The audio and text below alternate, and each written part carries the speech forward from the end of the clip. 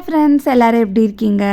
ரொம்ப நாள் கழித்து வீடியோ போடுற மாதிரி இருக்குது. ஆஃப்டர் லாங் டைம் ஒரு 7 days கழித்து என்ன ரீசன் அப்படிங்கிறத சொல்கிறேன்.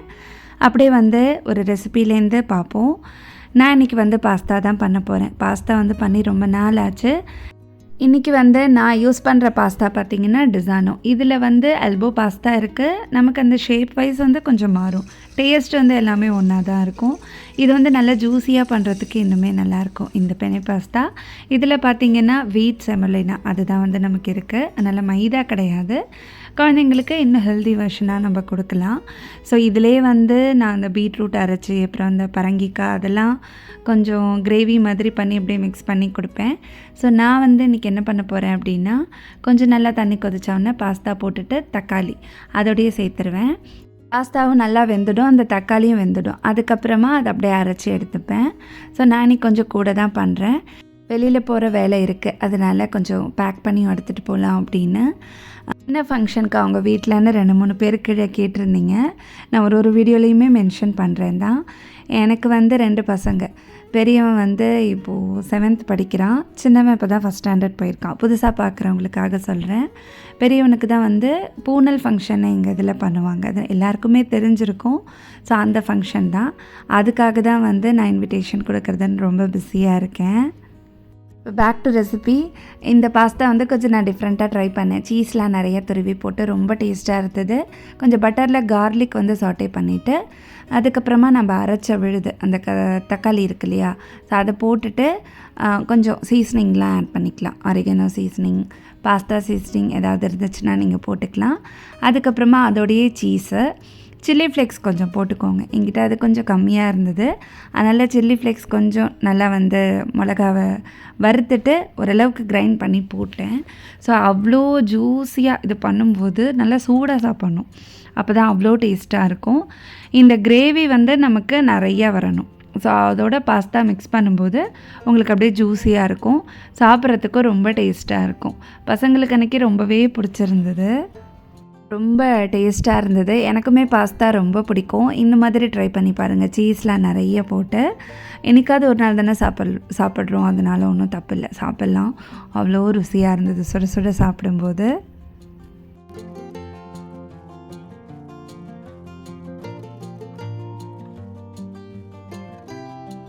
ஸோ ஏன் ஒரு 7 days வீடியோ போடல அப்படின்னா, ரொம்ப பிஸியாக போயிட்டு இருந்தது. ஒரு 2-3 பேர் மெயில் பண்ணியிருந்தீங்க, நிறைய பேர் மெசேஜ் பண்ணியிருந்தீங்க. இன்ஸ்டாகிராம்லேயும் சரி, யூடியூப்லேயும் சரி. சுமங்கலி பிரார்த்தனை, அதுக்கப்புறமா சமாராதனைன்னு பண்ணுவோம், குலதெய்வ வழிபாடு. ஸோ அதெல்லாம் ரொம்ப பிஸியாக இருந்ததுனால வீடியோ போட முடியல. எனக்கு நடுவில் கொஞ்சம் உடம்பு வேறு சரியில்லை, இந்த கோல்டு அது மாதிரி. ஸோ இந்த பூனல் ஃபங்க்ஷனோட டென்ஷன் தான். ஸோ எல்லாமே நம்ம கரெக்டாக பண்ணணும் இல்லையா, அதனால் தான் எங்கள் மாமியார் ஒரு வாரம் முன்னாடியே நான் வந்துடுறேன் அப்படின்னு சொன்னாங்க. அவங்களையும் போய் கூப்பிட்டுட்டு வரணும்.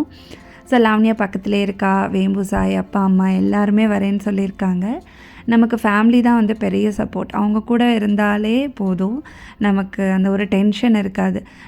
எல்லாருமே வந்துட்டே இருக்காங்க வீட்டுக்கு. கிளம்பிட்டே இருக்கோம்.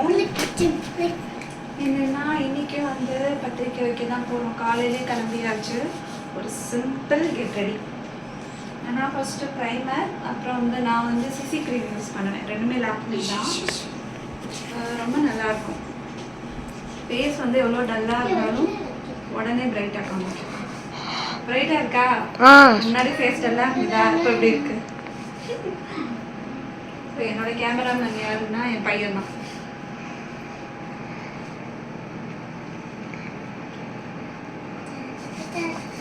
ஓகே, ஸோ இப்போ லைட்டாக இதுவுமே லாக்மி தான் காம்பேக்ட்.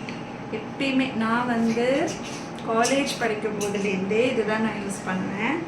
ரொம்ப நமக்கு செட்டான பிராண்டு, ரொம்ப நல்லாயிருக்கும். லாக்டோ கேலமைன்னு ஒன்று யூஸ் பண்ணுவோம். எவ்வளோ பேருக்கு அது தெரியும் தெரியல. தெரியும், எல்லாருக்குமே தெரியும். அப்போல்லாம் காலேஜ் டேஸில் எனக்கு அவ்வளோ தெரியாது. என் ஃப்ரெண்ட்ஸ் ஏதாவது சஜஸ்ட் பண்ணுவாங்க, அதுதான் நான் யூஸ் பண்ணுவேன். அந்த லாக்டோ கேலமைன் போட்டிங்க அப்படின்னா ரொம்ப ஷைனிங்காக இருக்கும். ஸோ இப்போ நான் சொல்லும் போது தான் எனக்கு அந்த பிராண்டே ஞாபகம் வருது. ரொம்ப நல்லா இருக்கும். ரொம்ப வெள்ளை அடித்த மாதிரி இருக்கோ இதெல்லாம். நான் வந்து பூனலுக்கு எந்த மேக்கப் ஆர்டிஸ்ட்டும் சொல்லலை. ஏன்னா காலையில் நம்ம இங்கேருந்து கிளம்புறதுனால எதுவுமே சொல்லலை. நானே தான் பண்ணிக்க போகிறேன். லாவண்யா இருக்கா, அப்புறம் வேம்பு இருக்கா. வேம்பு வந்து நல்லா ஹேர் டூ பண்ணுவா, லாவண்யா நல்லா மேக்கப் பண்ணுவா. 2 பேரையும் நம்பி தான் நான் இருக்கேன். ஏன்னா 2 பேருமே இங்கே தான் இருப்பாங்க. ஃபேஸ் கொஞ்சம் வெயிட் ஆன மாதிரி இல்லை அது அப்படியே செட் ஆகிடும். கொஞ்சம் நல்லா இது பண்ணாதான் இந்த சம்மருக்கு நல்லாயிருக்கும். நான் இப்போ எங்கே வந்திருக்கேன் அப்படின்னா எங்கள் மாமியார் வீட்டுக்கு தான். எங்கள் மாமியார் வந்து இப்போ புது வீட்டுக்கு போயிருக்காங்க. ரொம்ப வருஷமாக ஒரு வீட்டில் இருந்தாங்க. கிட்டத்தட்ட 40 இயர்ஸ் வந்து இருந்தாங்க. இப்போ தான் வந்து சேஞ்ச் பண்ணியிருக்காங்க. ஸோ இது வந்து ரெண்டட் ஹவுஸ் தான். கொஞ்சம் வந்து டிஃப்ரெண்ட்டாக இருக்கட்டும், எல்லாமே சமத்தரையில் இருக்கணும் அப்படின்னு. ஸோ அவங்க இருக்கிறது வந்து மேலேயும் கீழியுமா அப்படி இருந்துச்சு.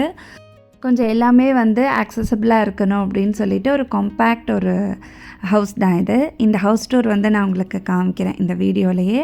புது வீட்டு கிச்சன்லேருந்து நான் உங்கள்கிட்ட பேசிகிட்டு இருக்கேன். ஆக்சுவலாக நானுமே இங்கே அப்பப்போ வந்து போயிட்டுருப்பேன். ஏன்னா லீவ் அப்படின்னா ஓடி வந்துடலாம். ஏன் சொல்கிறேன் அப்படின்னா அவங்க வந்து இங்கே இருக்கிற ஏரியா அப்படி. ஸோ அவ்வளோ ஷகரான ஒரு ஏரியா. கிச்சன் வந்து உங்களுக்கு அப்படியே காமிச்சிட்றேன். ஆனால் ஒருத்தர் தான் போயிட்டு வர மாதிரி இருக்கும். ஆனால் எனக்கு ரொம்ப பிடிச்சிருந்தது.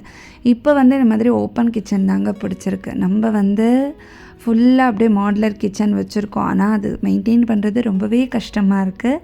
ஸோ இந்த மாதிரி ஓப்பன் கிச்சனாக இருந்துச்சுன்னா உங்களுக்கு அந்த கரப்பாம்பூச்சிலாம் வராது. என்ட்ரன்ஸ்லேருந்து உள்ளே வரும்போது ஹால் தான், ஃபாயர் ஸ்பேஸ்லாம் இருக்காது. ஸோ இப்போ 2 பேருக்கு தான், அதனால் உங்களுக்கு இது போதும். ரொம்ப காம்பேக்டான ஒரு ஹவுஸு. இங்கே வந்து டிவி, அப்புறமா கொஞ்சம் அங்கே ஒரு குட்டி பாக்ஸ் மாதிரி இருக்குது. இந்த ஃப்ரிட்ஜ் ஆப்போசிட்டில் இருக்கிறது தான் கிச்சன். அந்த ரூமை நான் உங்களுக்கு காமிச்சிட்டேன். அப்புறம் இங்கே ஒரு பெட்ரூம் இருக்குது. இதுவுமே ஒரு காம்பேக்ட் பெட்ரூம் தான். குவீன் சைஸ் காட் விட இது கொஞ்சம் சின்னது. அப்புறம் எங்கள் ஃபோட்டோஸ்லாம் கொஞ்சம் அப்படியே நாங்கள் மாட்டி வச்சுருக்கோம். அதுக்கப்புறமா இங்கே ஒரு வார்ட்ரோப் இருக்குது. இந்த வார்ட்ரோபே அவ்வளோ பெருசாக இருந்துச்சு. பக்கத்துலேயே இந்த மாதிரி ஒரு ஆர்கனைசர் கொடுத்துருக்காங்க. நம்ம ஏதாவது வச்சுக்கலாம். மேலே வந்து லாஃப்ட் இருக்குது. ஸோ இன்னொரு பெட்ரூம் இருக்குது. ஸோ அங்கே வந்து எல்லோரும் ரெஸ்ட் எடுத்துகிட்ருக்காங்க. அதனால் அங்கே நான் காமிக்கல. இவ்வளோ தான். ரொம்ப அழகான ஒரு வீடு. பேக் சைட்லேயும் நமக்கு இடம் இருக்குது. இனிமேல் இந்த கிச்சன்லேருந்துமே வீடியோஸ் நீங்கள் அடிக்கடி பார்க்கலாம்.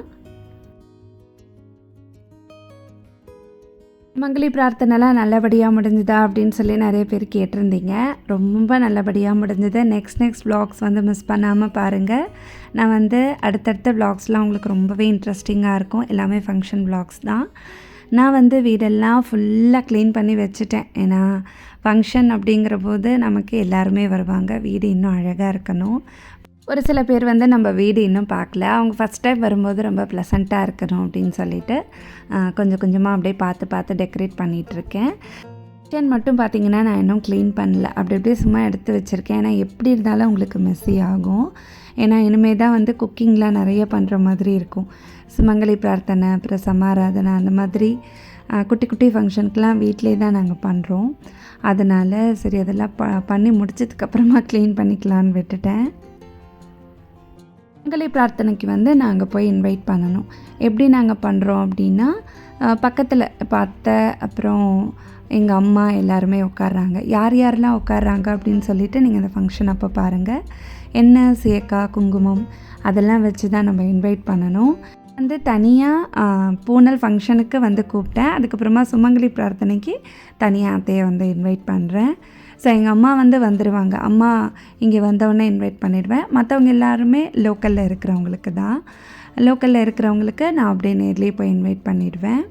நான் சொன்னேன் இல்லையா, ஃபுல்லாக க்ளீன் பண்ணி வச்சுட்டு போனேன்.